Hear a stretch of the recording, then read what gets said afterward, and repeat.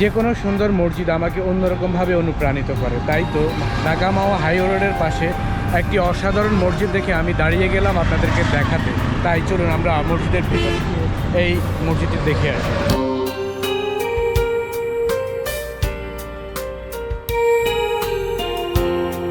ঢাকা থেকে মাওয়া এক্সপ্রেসওয়ে ধরে এগিয়ে গেলেই মুন্সিগঞ্জে শ্রীনগরে আপনার নজর কাড়বে অসাধারণ এই স্থাপত্য। আকাশছোঁয়া মিনার আর দবদবে সাদা গম্বুজ নিয়ে মাথা উঁচু করে দাঁড়িয়ে আছে আল মদিনা জামে মসজিদ।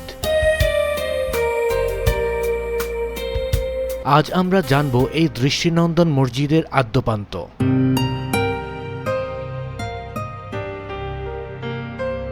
এই মসজিদটি মুন্সিগঞ্জের শ্রীনগর উপজেলার পরপাড়া গ্রামে অবস্থিত। যারা ঢাকা থেকে পদ্মা সেতুর দিকে যান তাদের হাতের বাম দিকেই এই নান্দনিক স্থাপনাটি চোখে পড়ে। শ্রীনগরের ঐতিহ্যবাহী এই মসজিদটি এখন কেবল ইবাদতখানা নয়, বরং পর্যটকদের কাছেও এক বড় আকর্ষণ হয়ে দাঁড়িয়ে আছে। আল মদিনা মসজিদের সবচেয়ে আকর্ষণীয় দিক হলো এর স্থাপত্য শৈলী। এটি একটি আধুনিক ও দৃষ্টিনন্দন মসজিদ, যা দূর থেকে দেখলে যে কারো মন প্রশান্তিতে ভরে যায়।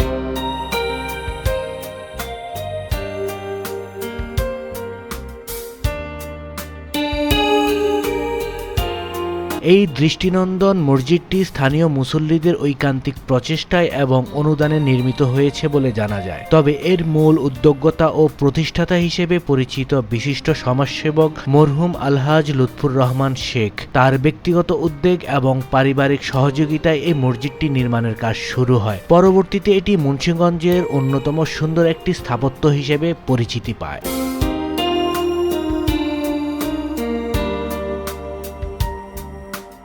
মসজিদের বিশাল কেন্দ্রীয় গম্বুজ এবং সুউচ্চ মিনারগুলো এর সৌন্দর্যকে বহুগুণ বাড়িয়ে দিয়েছে।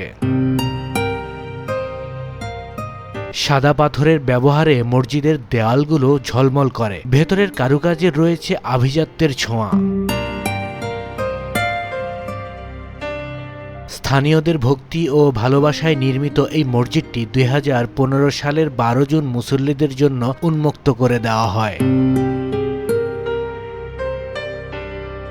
খুবই চমৎকার একটি মসজিদ, যেটা ঢাকা মাওয়া রোডের সাথেই একদম ঘেঁষা। এত সুন্দর মসজিদ। মসজিদটির নাম হলো আল মদিনা মসজিদ। তার ভেতরের সাইড দেখুন কত সুন্দর। এখানে একসাথে শত শত মুসল্লির জামাতের নামাজ আদায় করতে পারেন। এক্সপ্রেসওয়ে দিয়ে যাতায়াতকারী অসংখ্য যাত্রী এখানে যাত্রা বিরতি করেন এবং প্রশান্তির সঙ্গে নামাজ আদায় করেন।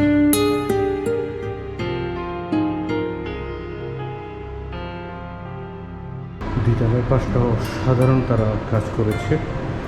মসজিদটি টোটালটাই দ্বিতীয় তলা। এখান দিয়ে উপরে ওঠার ব্যবস্থা।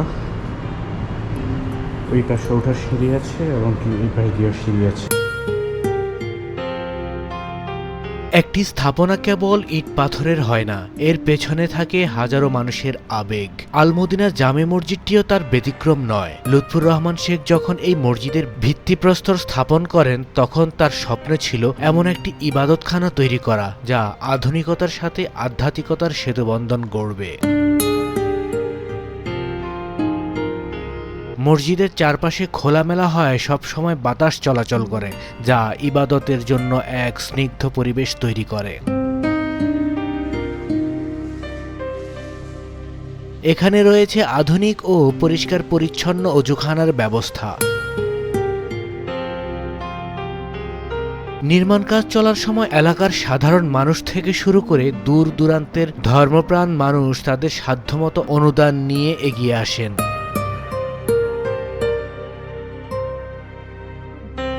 কেউ দিয়েছেন শ্রম, কেউ দিয়েছেন অর্থ। টানা কয়েক বছরের অক্লান্ত পরিশ্রম আর নিপুণ কারুকার্যের ফসল আজকের এই ধবধবে সাদা আল মদিনা মসজিদ।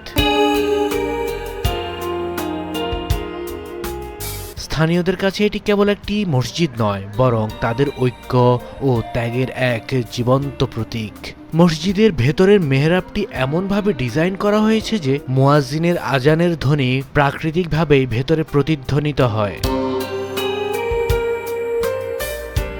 দিনের বেলা বিশাল জানালার মধ্য দিয়ে সূর্যের আলো সরাসরি ভেতরে প্রবেশ করে, ফলে বিদ্যুতের সাশ্রয় হয় এবং এর অদ্ভুত পবিত্র আভা ভেতরে ছড়িয়ে পড়ে।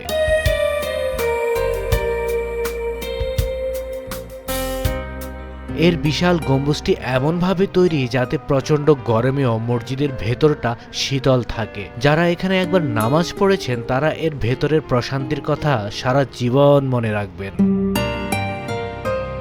এটা হলো মসজিদের একদম ফ্রন্ট সাইড। অসাধারণ একটি জায়গা, অসাধারণ তার কারুকাজ দেখে মাশাআল্লাহ অনেক ভালো লেগেছে।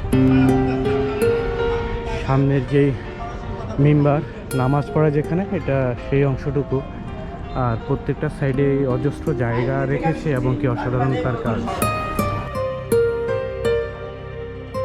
মসজিদের বিশাল আঙিনা এবং এর চারপাশের সবুজ পরিবেশ মুসাফিরদের মনে প্রশান্তি এনে দেয়। অনেক পর্যটক শুধুমাত্র এই মসজিদের সৌন্দর্য দেখার জন্য ঢাকা থেকে ছুটে আসেন। মসজিদে ঢোকার সময় যেই গেটটি, কত বিশাল একটি গেট, অসাধারণ একটি গেট। সেই গেটের মধ্যে প্রচুর পরিমাণে তারা বিভিন্ন পাথর দিয়ে কাজ করেছে। মসজিদে প্রবেশ করার সাথে সাথে আপনার চোখে পড়বে এমন সুলতানি আমলের একটি ট্রাঙ্ক, যা বর্তমানে এখানে দান বাক্স হিসেবে ব্যবহার করা হচ্ছে। এখানে নামাজ আদায়ের জন্য নারীদের জন্য রয়েছে আলাদা নিরাপদ জায়গার ব্যবস্থা। নামাজ আদায়ের পাশাপাশি এই মসজিদটি এলাকার ধর্মীয় শিক্ষার কেন্দ্র হিসেবেও কাজ করে। প্রতিদিন সকালে স্থানীয় শিশুদের কোরআন শিক্ষা দেওয়া হয়। এছাড়া বিভিন্ন ইসলামী দিবসে এখানে বড় ধরনের আলোচনার আয়োজন করা হয়, যা এলাকার সামাজিক সম্প্রীতি বজায় রাখতে বড় ভূমিকা রাখছে। সামনেই রয়েছে আবার আল মদিনা কবরস্থান। যেহেতু মসজিদটির নাম আল মদিনা মসজিদ, তাই পারিবারিক একটি কবরস্থান এখানে রাখা হয়েছে। এই হলো সেই কবরস্থান আল মদিনার।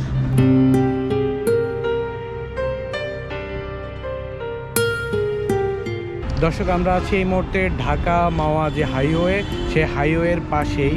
যাওয়ার সময় এই অসাধারণ মসজিদটি দেখা যায়। কত সুন্দর তার নিখুঁত কারুকাজ। আধুনিক মসজিদ হলেও তার সৌন্দর্য দেখে আসলে অবাক হওয়ার মতো। মসজিদটির নাম হলো আল মদিনা জামে মসজিদ। সেই মসজিদটির সামনে থেকে আপনাদেরকে সকল বিষয় দেখিয়েছি এবং কি দেখাচ্ছি। পদ্মা সেতু বা মাওয়া যাওয়ার পথে এক টুকরো প্রশান্তি পেতে আপনিও ঘুরে আসতে পারেন শ্রীনগরের এই আলমদিনা জামে মসজিদ থেকে। স্রষ্টার সান্নিধ্যে কিছুক্ষণ সময় কাটানো আর এই স্থাপত্যশৈলী দেখা দুইই হবে আপনার যাত্রার এক স্মরণীয় অংশ। এই হলো ঢাকা মাওয়া হাইওয়ে রোড। এই হাইওয়ে রোডের ঠিক পাশেই এত সুন্দর কারুকার্য খচিত আধুনিক এই মসজিদ আল মদিনা জামে মসজিদ। এই মসজিদটি দেখে আপনাদের কাছে কেমন লেগেছে অবশ্যই আমাদেরকে কমেন্টে জানাবেন। সামনের দিকে আমরা আরও সুন্দর মসজিদ যেন এবং কি স্থাপনা যেন আমরা আপনাদেরকে দেখাতে পারি, উপহার দিতে পারি। সে পর্যন্ত ভালো থাকবেন, সুস্থ থাকবেন। সবাইকে আল্লাহ হাফেজ, টাটা।